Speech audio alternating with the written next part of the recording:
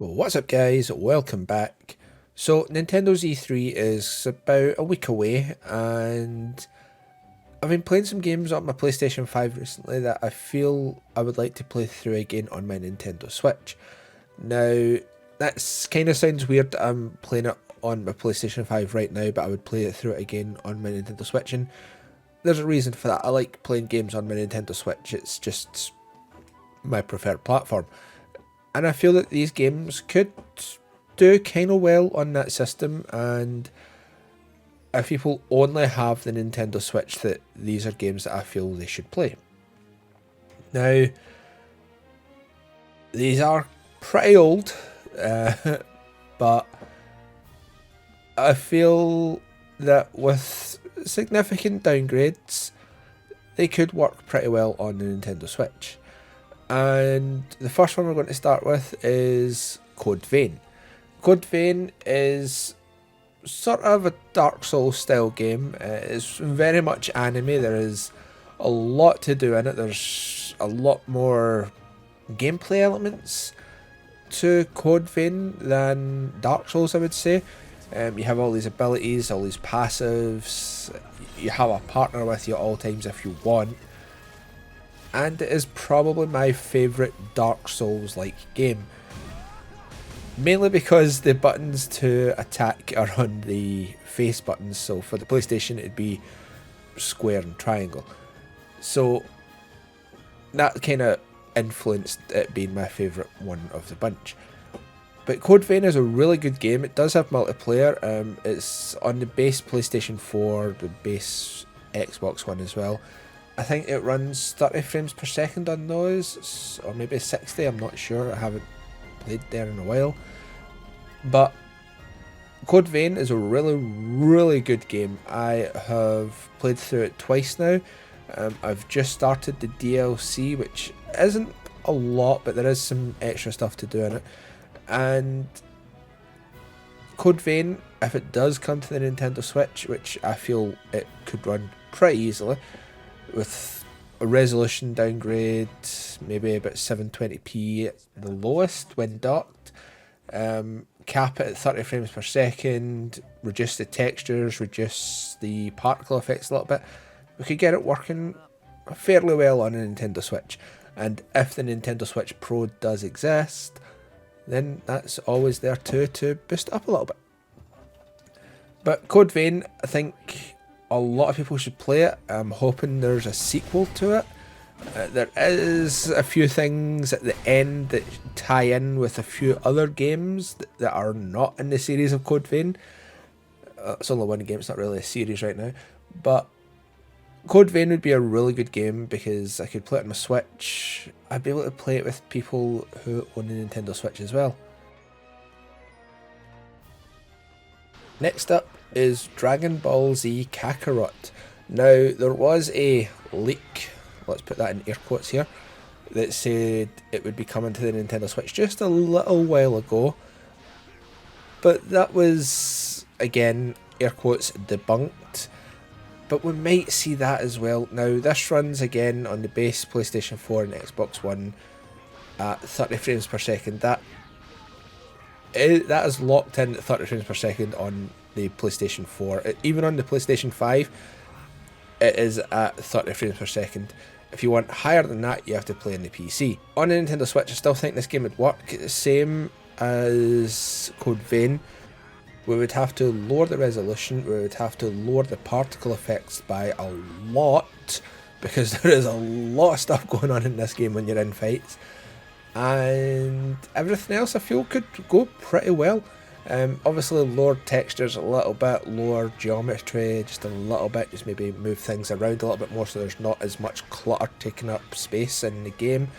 Although when you're in fights you don't really see it. Maybe reduce destruction elements a little bit so it doesn't mess things up and lower the frame rate more than it needs to. And yeah, another great game, because the DLC for this, the third DLC, maybe the final DLC, we're not sure yet, comes out the 11th of this month, and I may stream it, I may not sure yet. But Dragon Ball Z Kakarot, fantastic game, more people should play it. It's already on PlayStation, Xbox and PC. bringing it over to Nintendo Switch would add yet another demographic for people to play, especially if they only own the Nintendo Switch and no other system.